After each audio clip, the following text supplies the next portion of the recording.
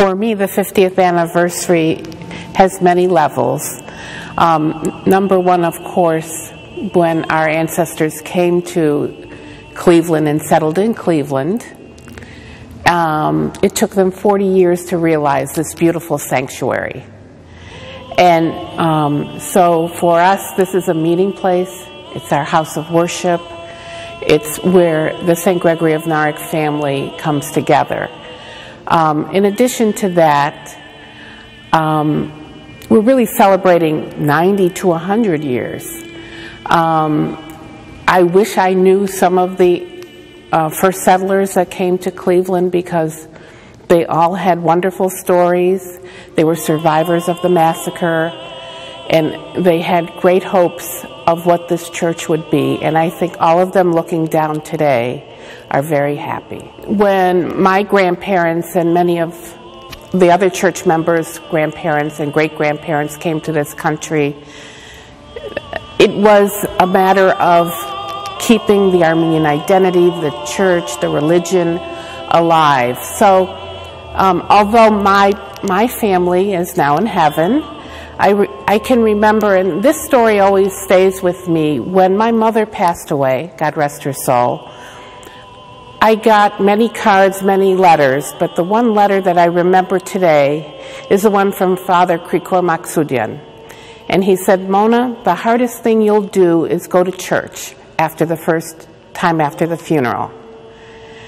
But your mother and your grandparents and your father will always be angels on your shoulder.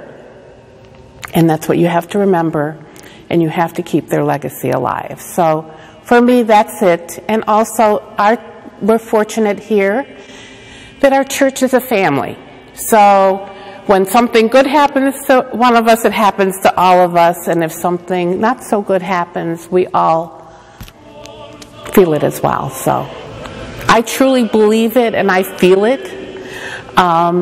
Because, again, I think it's because we're small, and because so many of us grew up together, but then as the new generation of Armenians came from the Middle East, from Armenia, from Azerbaijan, from Baku,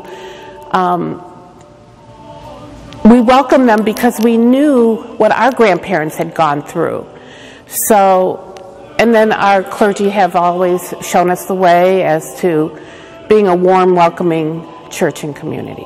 I have many happy memories, and maybe that's why my life is so entwined with this church and parish. And which each of our clergy, there was a different time in my life. So there's so many different stories that can be told. But, you know, the one funny one is that when Father Arshak arrived in Cleveland in I believe it was 1967-68 era, he arrived, it was the middle of winter, in a 1968 Mustang. So everybody was abuzz about the Mustang. And then shortly after that, he decided he wanted to have a dog.